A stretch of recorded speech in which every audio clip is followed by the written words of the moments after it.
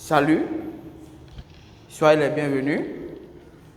Aujourd'hui, nous allons essayer de travailler un peu en mathématiques, niveau terminale sciences mathématiques, sciences expérimentales. Aujourd'hui, j'ai vu cet exercice qui est un peu similaire, disons similaire à l'exercice du bac de l'année dernière au niveau de la partie non complexe. Alors, on dit quoi ici? On dit dans le plan complexe rapporté à un repère orthonormé O, vecteur I, vecteur J, on considère la transformation ponctuelle F qui au point M d'affiche Z associe le point M' d'affiche Z' défini par Z' égale à M au cube Z plus M facteur de M plus 1 avec M appartenant à C star, c'est-à-dire l'ensemble des nombres complexes différents de 0. Petit 1, on lui donne la nature de la transformation F. 2, on suppose que M égale à M plus I, donné dans ce cas les éléments géométriques de F, c'est-à-dire les éléments caractéristiques de la similitude qu'on veut parler ici.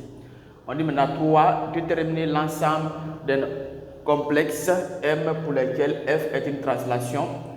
4, déterminer l'ensemble des nombres complexes M pour lesquels F est une homothétie de rapport 8.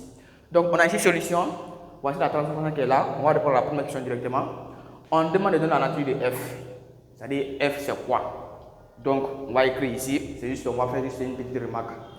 On va dire quoi? Que l'écriture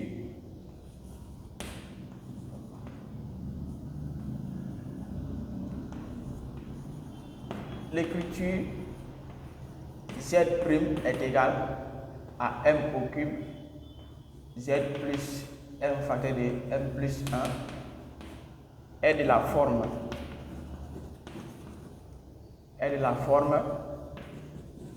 Z' est égal à AZ plus B.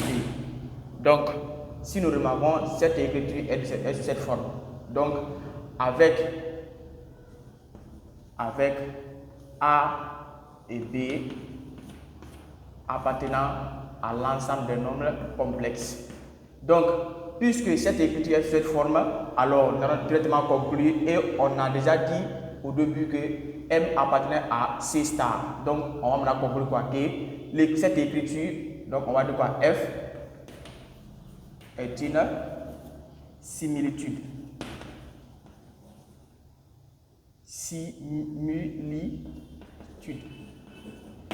Donc, voici la nature de la transformation F. On va dire quoi? Que F est une similitude. Ok, on va continuer avec la deuxième question. Cette fois-ci, on demande que M égale à 1 plus I. Maintenant, donner les éléments géométriques de F, c'est-à-dire les éléments caractéristiques de la transformation. Donc, on va d'abord trouver l'expression de la transformation lorsque M est égal à 1 plus I. Donc, on a Z est égal à ça, donc on va remplacer partout, on voit M par 1 plus I. Donc, on a ici Z', c'est maintenant ici à quoi? À 1 plus I au cube plus M. Donc, ça fait 1 plus I facteur. Si on n'a pas maintenant ici, ça aussi, ça va être 1 plus I plus 1. Donc, nous obtenons ici directement M serait égal à 1 plus I au cube de Z plus 1 plus I, maintenant 2 plus I. Donc, lorsqu'on développe, nous obtenons maintenant quoi? Z' serait égal. Donc, on a ici 1 plus I au cube de Z plus, ici on a 2, ici on a I, ici ça fait 2I, ici ça fait moins 1. Donc, pour M égale à 1 plus I, Z' ça va maintenant s'écrire cette forme, 1 plus I au cube de Z plus 1 plus 3i. Ça, c'est plus 1, ça va être 3i. Donc, on a trouvé l'expression de cette transformation pour M est égal à 1 plus I. Bien, on va continuer. Comme nous avons déjà trouvé l'expression de Z prime, donc on va maintenant commencer à répondre à la question posée, c'est-à-dire de déterminer les éléments géométriques de F. Donc, pour déterminer ces éléments géométriques, nous allons d'abord commencer par ce qu'on appelle le rapport. Donc, on a ici le rapport. Le rapport K. Pour le rapport K, nous savons que K est égal à module de A. Et bien entendu, notre A, c'est ce qui est là.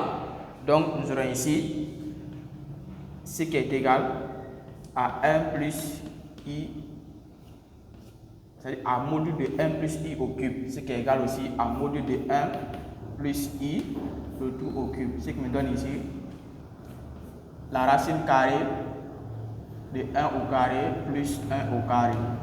Donc, ce qui serait égal ici à racine de 2 au cube, qui est égal à racine de 2 pour la racine de 2 au carré. Donc, ça est à simplifier. Donc, on a ici maintenant mode impliquant que le rapport K est égal à 2 racines de 2. Bien. Ici, pour déterminer l'angle, c'est-à-dire l'angle, on va d'abord prendre ici angle. Pour déterminer l'angle, notons par alpha ou bien tu peux noter par θ. Donc, à vous de voir par rapport à la notation. Pour déterminer l'angle alpha qui est là, ici il faut faire très attention. Vous avez ici 1 plus I au cube. Donc, il faut d'abord laisser la puissance. Tu t'intéresses d'abord à ça. Tu t'intéresses à 1 plus I. Tu détermines d'abord l'angle de ces nombres complexes. Donc, une fois que tu détermines ça là maintenant, tu pourras maintenant déduire de l'autre angle. Donc, on va faire ça, vous allez voir tout de suite.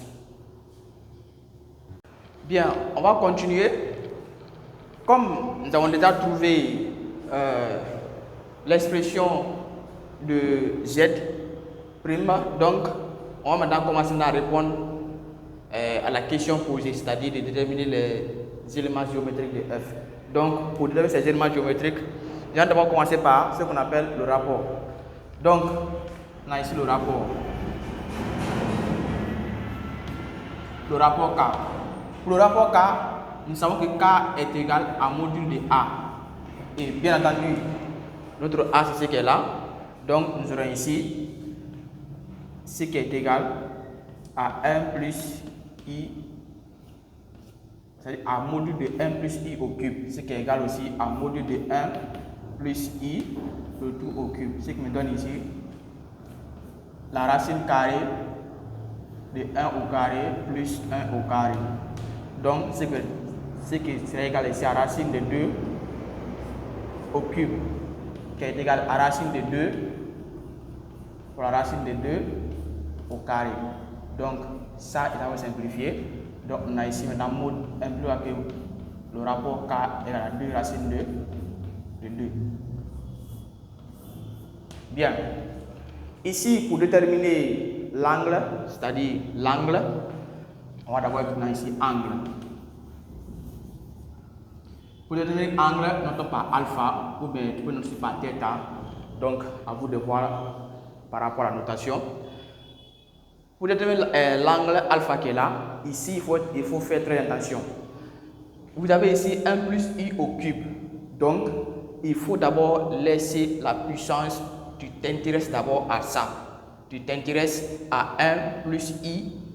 Tu détermines d'abord l'angle de ces nombres complexes. Donc, une fois que tu détermines ça là maintenant, tu pourras maintenant déduire de l'autre angle. Donc, on va faire ça, vous allez voir tout de suite. Bien, comme je le disais tantôt, nous allons nous servir de l'argument de 1 plus I pour trouver maintenant l'argument de 1 plus I au cube. Donc, c'est très simple. C'est la méthode que j'ai faite pour vous faire comprendre. Donc, nous allons dire quoi ici? Soit alpha est égal à l'argument de 1 plus I au cube. Donc, on vous a dit dans la leçon que l'argument de A à la puissance n est égal à n argument de A. Donc c'est cette fois que nous allons appliquer. Donc en appliquant cette formule, nous obtenons ici 3 arguments de 1 plus I. Donc raison pour laquelle je vous ai dit on va se servir de l'argument de ça pour trouver l'argument de ce qu'elle a. Donc on peut noter θ est égal à argument de 1 plus I. Donc, bien entendu, pour trouver l'argument de ça, il faut déterminer son module. Donc, on va faire ça ici rapidement. Module de 1 plus I est égal à racine carrée de 1 au carré plus 1 au carré, c'est que nous avons racine carrée de 2. Donc, l'argument de ça, la c'est égal à cos de θ, c'est égal à ici à la partie réelle, c'est 1 sur racine de 2, ce qui nous donne ici racine de 2 sur 2.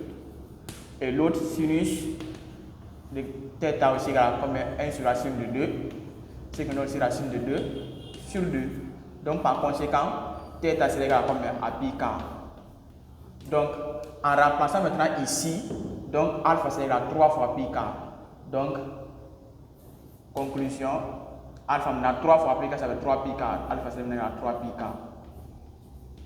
Donc ça c'est l'angle de la transformation f. Donc, après ça, nous allons aussi déterminer ce qu'on appelle le centre. Bien, on continue cette fois-ci avec le centre. Nous savons que pour une similitude directe, le centre oméga, c'est que cette forme, oméga est égal à B sur 1 moins A. Donc, ce qui nous réunit dans l'écriture que nous avons trouvé. Notre B c'est 1 plus 3i. 1 plus 3i. 1 moins. Notre A c'est 1 plus i au cube. Donc en développant ça là, nous aurons ici 1 plus 3i. 1 moins facteur. Lorsqu'on développe ça là, on va trouver directement 2i moins 2. Donc pour faire aussi là-bas, vous allez voir, ou bien si vous voulez, on va faire ça ici directement. Nous aurons ici 1 plus i au carré, facteur de 1 plus i. Donc, ça veut 1 plus di moins 1, facteur de 1 plus i. Donc, nous aurons ici, 1 fois 1, ça veut 1, plus i, plus di, moins 2, moins 1, moins i. Donc, moins i et plus i, on va simplifier, moins 1 et plus 1, ça va 2 plus di moins 2. Donc, c'est ce qui est là. Donc, par conséquent, nous aurons maintenant ici, oméga c'est égal à 1 plus 3i sur 1 moins 2i plus 2. Ce qui me donne ici 1 plus 3i, le tout sur 1 moins 2i. Donc, en prenant dans l'expression conjuguée, donc nous avons ici oméga c'est égal ici à quoi? À 1 plus 3i, facteur de 1 plus di, le tout sur 1 au carré plus 2 au carré. Donc, ce qui me donne ici, on a 1 fois 1, ça fait 1, 1 fois 2, ça fait 2i. Après ici, on a plus 3i. Et ici, on a moins 6. Le tout sur 5. Donc, oméga serait égal à quoi? Les deux là, ça fait moins 5 plus 5. I. Le tout sur 5. Ce qui donne ici à combien? À moins 1 plus i. Donc, oméga serait égal à moins 1 plus i. Donc, voici le centre. Donc, on peut aussi dire que cette forme, oméga est égal, c'est en couple de coordonnées moins 1 et 1. Donc, voici le centre de la transformation. Après, on va passer à la troisième question tout à l'heure. Ok. Maintenant, pour la question 3, on dit déterminer l'ensemble des nombres complexes M pour lesquels F est une translation. Et à rappeler, comme on a dit pendant le cours, lorsque vous avez une similitude, Z' est égal à A, Z plus B. Alors, cette similitude-là renferme toutes les transformations, c'est-à-dire translation, centre de symétrie, homothétie ou bien rotation. Donc, cette similitude remporte, c'est-à-dire encombre tous ces éléments-là. Mais comment savoir? Alors, si nous prenons ici pour la translation, cette écriture est une translation lorsque A est égal à 1. Cette écriture est un centre de symétrie lorsque A est égal à moins 1. Cette écriture est une homothétie, c'est lorsque A appartient à R privé de moins 1 et 1. Pourquoi moins 1 et 1? Parce que les deux conditions sont déjà pour les deux autres. Maintenant, pour l'autre là, c'est lorsque A est différent de 1. Donc, c'est les méthodes là dont vous devez retenir, c'est-à-dire ces remarques là que vous devez faire. Donc, ici, on demande maintenant de déterminer M pour lesquels F est une translation. Donc, F est une translation parce que M égale à 1. Donc, on a déjà l'écriture ici là, M au cube est Z fois Z plus M facteur de M plus 1. Donc, cette écriture est une translation, c'est lorsque M au cube est égal à 1. Donc, on va dire ici, F est une translation si et seulement si M au cube est égal à 1. Alors, trouvant M au cube égal à 1, donc nous avons aussi affaire avec une nouvelle équation à résoudre. Maintenant, comment on résout ces équations? Alors, c'est très simple. Il faut juste passer par la racine énième des nombres complexes qui s'écrit cette forme. Z à la puissance zk est égal à la puissance racine énième de R exponentielle de I facteur de alpha plus 2k pi de tout sur n. Donc, pour résoudre cette équation, nous allons appliquer cette formule. Donc, pour appliquer cette formule, c'est tellement simple. R représente le module de 1. Alpha représente l'angle qui correspond à 1, c'est-à-dire l'argument de 1. Donc, c'est très simple. Nous savons que le module de 1 est égal à 1. L'argument de 1, puisque 1 est un nombre réel, puisque c'est un nombre réel positif, alors son argument est égal à 0. Donc, par conséquent, nous allons dire ici quoi? Que 1 module de 1 est égal à 1. Après, argument de 1 est égal à 0. Et à préciser quoi? Puisque c'est au cube, alors la valeur de k ce serait égal à 0, 1 et 2. Donc, voici les valeurs de k. Maintenant, on va la remplacer. Donc, nous aurons maintenant ici directement que z, k serait égal. Module R qui est là est égal à 1. Donc, racine énième de 1, c'est toujours 1. Donc, une fois exponentielle, ça va être toujours exponentielle. Et alpha ici égale à 0. Donc, nous aurons maintenant ici exponentielle de 2k pi sur n. Donc, à répandre que n est égal à 3 ici. Hein. Donc, nous allons maintenant ici, z de k est égal à exponentielle de 2k pi sur n. Comme ça, i. Donc, on va remplacer. Maintenant, n ici est égal à 3. Donc, on va remplacer n espace à valeur égal à 3. Maintenant, on va maintenant remplacer k maintenant par ses valeurs. Donc, pour k est égal à 0, on prend ici k égale à 0. Pour k égale à 0, on a ici 0 fois tout ça, ça fait 0. 0 divisé par 3, ça fait 0. Exponentielle de 0, ça fait 1. Donc, on a ici n plus que z0 est égal à 1. Après, pour k égale à 1, nous allons mettre ici z.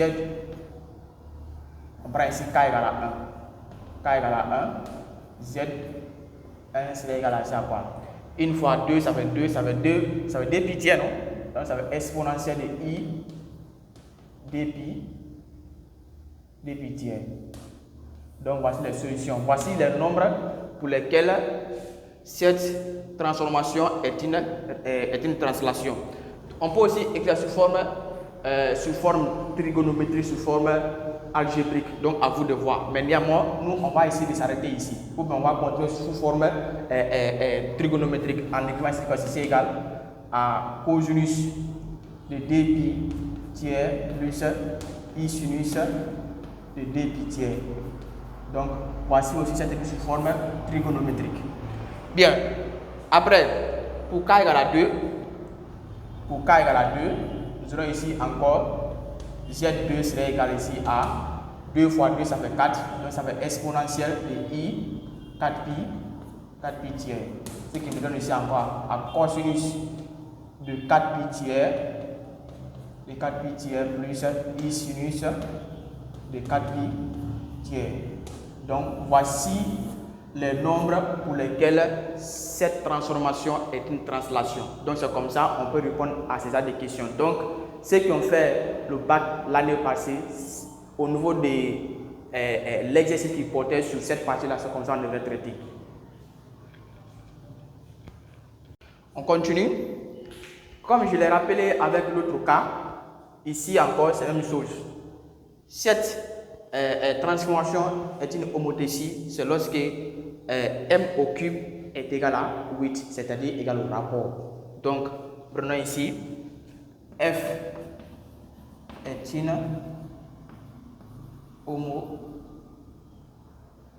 homothétie si et seulement si m au cube est égal à 8. Donc, connaissant ça là, comme on a fait avec l'autre, il s'agit de déterminer le module de ça et son argument. Donc, en appliquant quelle formule? La formule de la racine énième de nombre complexe. Donc, il dit quoi? Que z k est égal à la racine énième de r exponentielle de I facteur de alpha plus 2k pi le tout sur n.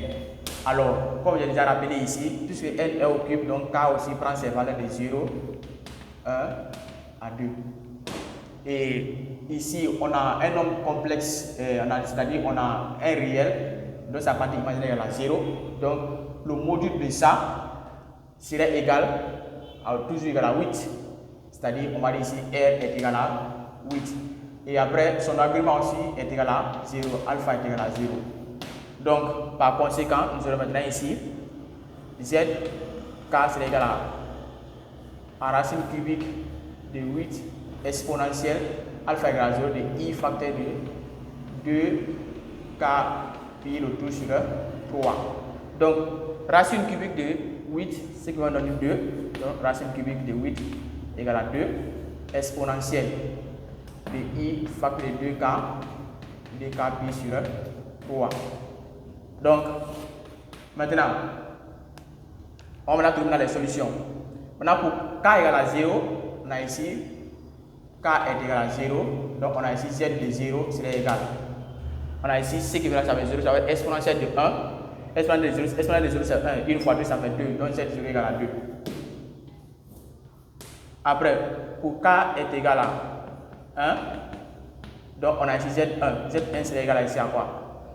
2 fois 1 fois 2, ça fait 2. Donc, on a ici 2 exponentielle de I 2 pi tiers. Sous forme trigonométrique, ça fait 2 facteurs de cosinus de 2 pi tiers plus I sinus de 2 pi tiers. Après, pour k égale à 2, on a ici z2 serait égal ici à quoi?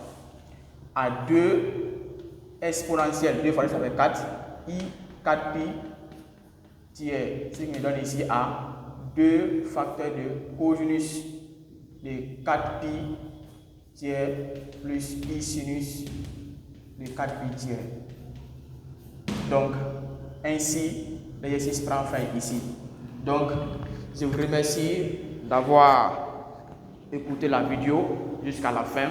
Et si vous avez appris quelque chose dans cette vidéo, n'oubliez pas de partager la vidéo, de liker la vidéo et de vous abonner pour m'encourager pour les prochaines vidéos. Je vous remercie.